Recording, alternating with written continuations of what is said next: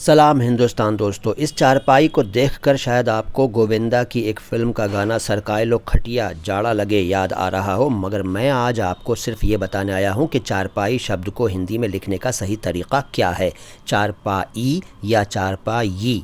अच्छा, आपको क्या लगता है कौन सी स्पेलिंग ठीक है, चारपाई या चारपाई? हो सकता है आपको चारपाई ठीक स्पेलिंग लगती हो, या फिर हो सकता है कि आपको चारपाई ठीक स्पेलिंग लगती हो। ये भी हो सकता है कि आपको दोनों स्पेलिंग्स ठीक लगती हों, लेकिन दोनों तो सही नहीं हैं। सही तो सिर्फ एक ही है और वो है चारपाई। अब ये भी जानिए कि यही क्यों सही है। ये इसलिए सही है क्योंकि चारपाई का अर्थ होता है चार पायों या चार पैरों वाली, जो कि खटिया होती भी है।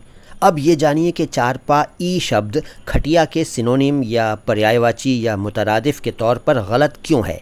देखिए, चारपाई शब्द का मतलब है चार पाई। पाई क्या है?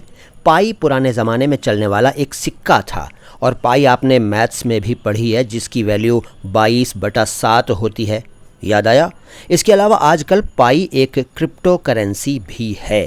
लिहाजा खटिया को आप सरकाएं या न सरकाएं, मगर उसको आप चारपाई नहीं कह सकते। खटिया तो चारपाई ही है। वीडियो अच्छा लगा है तो लाइक कीजिए, अच्छा नहीं लगा है तो डिसलाइक कीजिए। चैनल को सब्सक्राइब नहीं किया है तो कर लीजिए। मैं हूं मोइन शमसी। चैनल है उर्दू और हिंदी दोनों भाषाओं के शब्दों के शुद्ध उच्चारण को एक साथ समर्पित अपनी तरह का एकमात्र channel, my Hindi my Urdu. सलाम हिंदुस्तान।